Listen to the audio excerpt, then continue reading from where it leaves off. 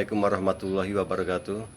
Sahabat Toha TV yang kami hormatin, perkenalkan nama saya Feriono, salah satu warga RT 66.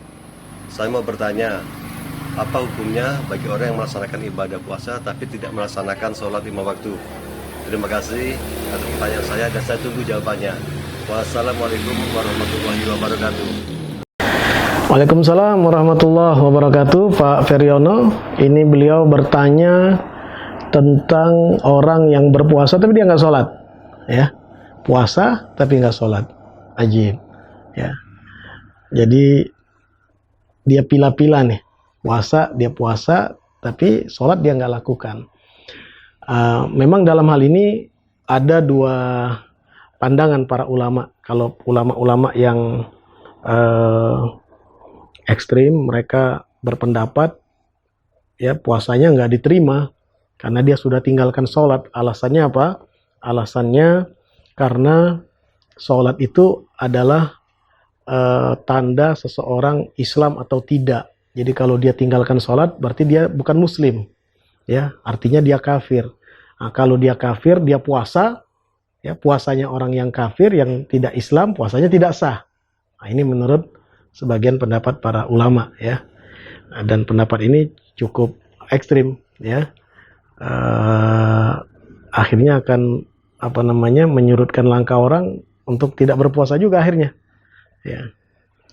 Ada lagi yang berpendapat, ya, bahwa puasanya tetap sah, ya, karena syarat sahnya puasa, ya, itu tidak ditentukan dengan sholat, ya, karena dia ibadah yang terpisah. Sholat ya sholat, puasa ya puasa.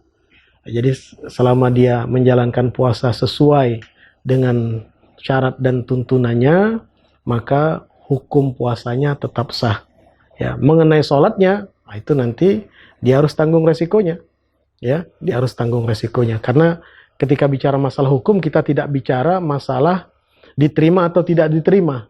Yang kita bicarakan sah atau tidak sah. Itulah otoritas atau wilayah hukum. Jadi hukum dengan aturan yang berlaku memberikan penilaian ini sah atau tidak sah.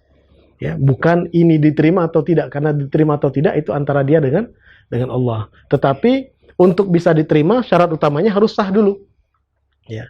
Jadi kita tidak bisa menyalahkan pendapat yang pertama, karena pendapat pertama juga beranggapan syarat sahnya keislaman, syarat sahnya puasa itu adalah harus Islam, sementara orang yang nggak sholat berarti dia, ya, dianggap kafir.